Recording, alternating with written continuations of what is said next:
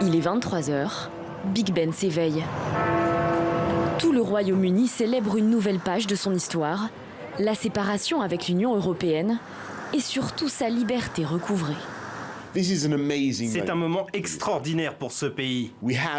Nous avons notre liberté entre les mains et c'est à nous d'en tirer le meilleur parti. Désormais, les règles européennes cessent de s'appliquer de l'autre côté de la Manche. Dans les faits, le Royaume-Uni sort du marché unique.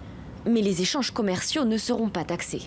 Ce matin, à Calais, les premiers routiers devaient faire face à la paperasserie douanière. Maintenant, à chaque fois qu'un camion arrive ici, il doit nous montrer qu'il a fait toutes les déclarations en ligne avant de venir, afin qu'il puisse se rendre au Royaume-Uni très rapidement.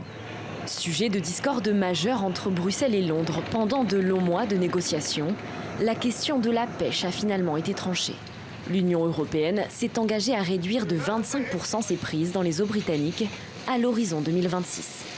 Le Royaume-Uni doit rester un partenaire. Nous avons scellé il y a quelques jours un accord pour organiser nos relations futures avec lui, en défendant nos intérêts, nos industriels, nos pêcheurs et notre unité européenne. Le Royaume-Uni demeure notre voisin, mais aussi notre ami et notre allié. Le Royaume-Uni se retire du programme européen d'échange pour les étudiants, jugé trop coûteux par Boris Johnson. Pour continuer à étudier de l'autre côté de la Manche, les étudiants européens, ils sont 150 000 à l'heure actuelle, devront obtenir un visa étudiant et s'acquitter de frais de scolarité bien plus élevés.